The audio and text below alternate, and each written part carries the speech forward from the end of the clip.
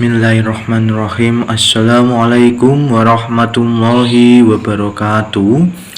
Puji syukur kehadirat Allah Subhanahu wa Ta'ala yang telah melimpahkan rahmat serta hidayahnya sehingga kita bisa mendengarkan ceramah ini.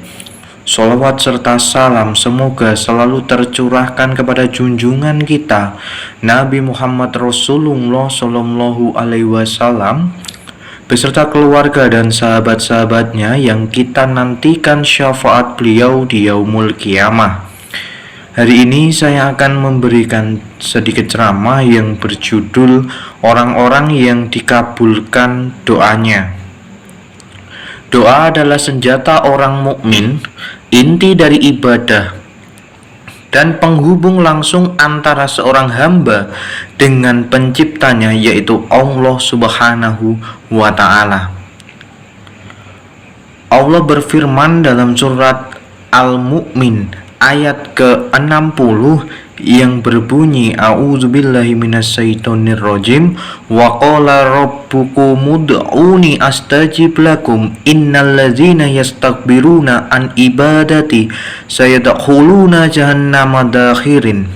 Dan Tuhanmu berfirman, berdoalah kepadaku, niscaya akan aku perkenankan bagimu, sesungguhnya orang-orang yang sombong tidak mau menyembahku akan masuk neraka jahanam dalam keadaan hina dina.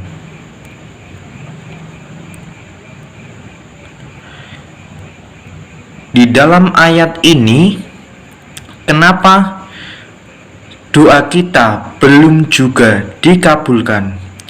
Perlu kita pahami bahwa Allah Subhanahu wa Ta'ala telah memberikan isyarat mengenai golongan orang-orang yang doanya mustajab atau dikabulkan.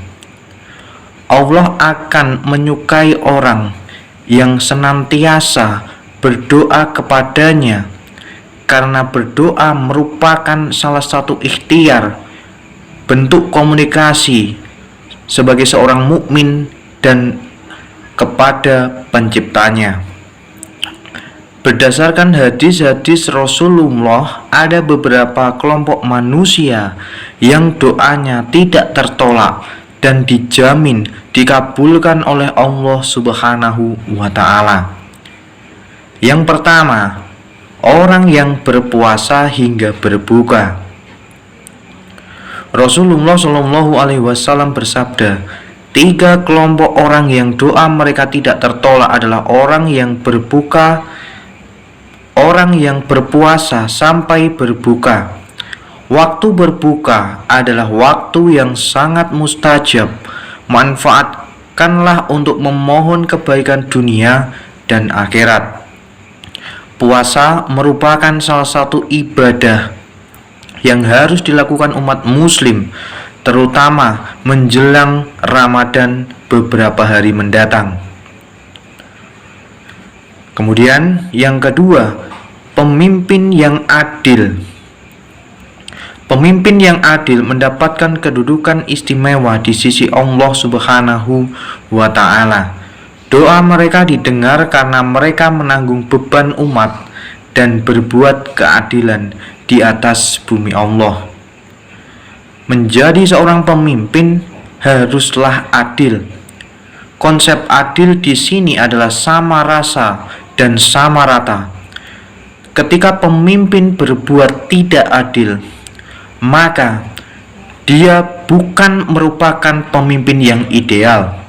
Sejatinya seorang pemimpin bisa menjadi contoh yang baik bagi para pengikutnya. Kemudian yang ketiga adalah orang yang terzolimi. Rasulullah Shallallahu Alaihi Wasallam bersabda, dan doa orang yang teraniaya atau dizolimi. Allah berjanji akan menolong orang yang dizolimi meskipun setelah waktu yang lama. Maka berhati-hatilah agar tidak menzolimi orang lain.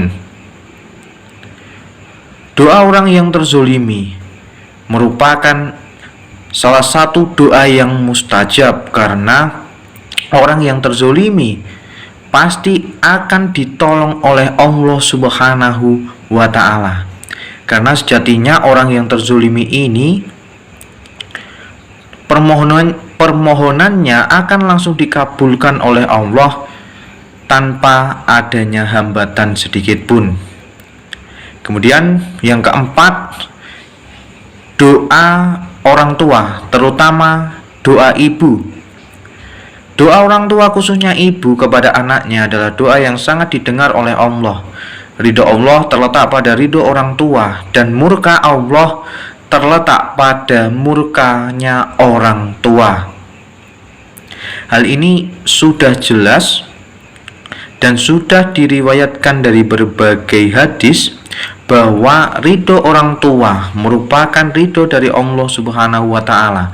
Jangan pernah sekali-kali kita membentak atau mungkin durhaka kepada orang tua kita, terutama kepada ibu, karena ibu ini yang telah melahirkan kita, membimbing kita, menyekolahkan kita, hingga kita menjadi pribadi dewasa yang lebih baik ke depannya.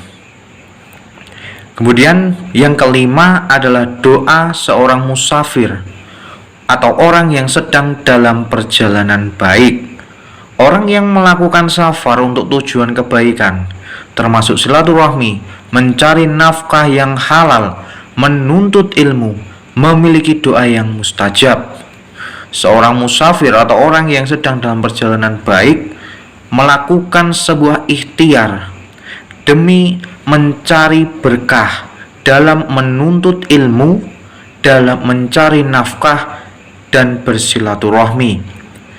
Hal ini seperti satu tiket. Ketika musafir ini berdoa, maka insya Allah doanya akan mustajab dan langsung dikabulkan oleh Allah Subhanahu wa Ta'ala.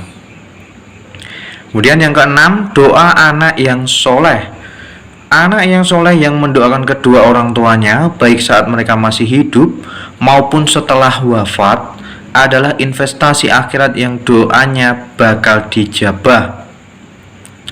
Doa anak soleh juga merupakan salah satu permohonan yang langsung dikabulkan oleh Allah, apalagi ketika anak tersebut mendoakan agar kedua orang tuanya masuk ke dalam surganya Allah.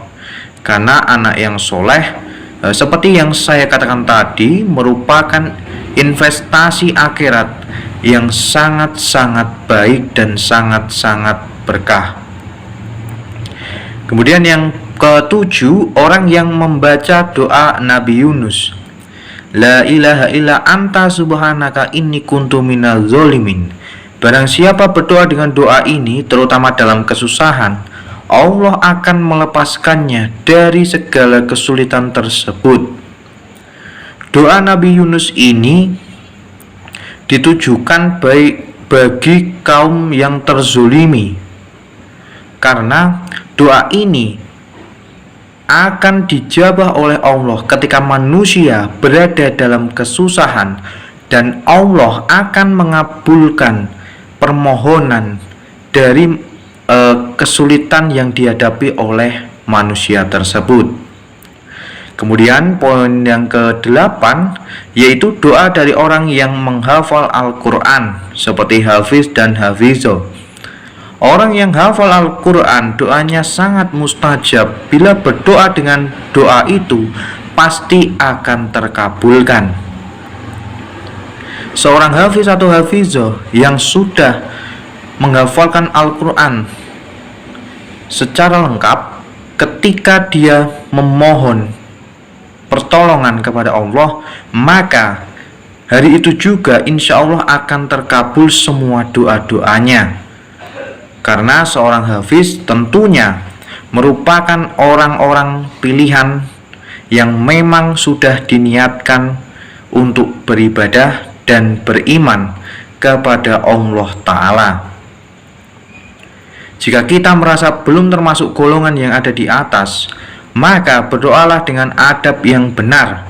Bisa dimulai dengan memuji asma Allah, bersolawat, menghadirkan hati yang tulus, yakin akan dikabulkan, dan makanlah makanan yang halal.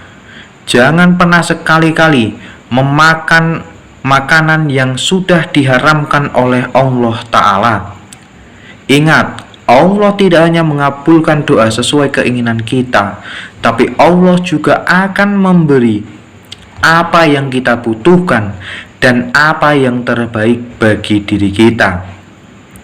Akhirnya, mari kita berdoa kepada Allah dengan diniatkan secara tulus agar doa kita bisa dikabulkan dan kita sebagai umat muslim akan bahagia baik di dunia maupun di akhirat. Demikian yang bisa saya sampaikan. Kurang lebihnya mohon maaf. Barakallahu fikum dan semoga bermanfaat. Wassalamualaikum warahmatullahi wabarakatuh.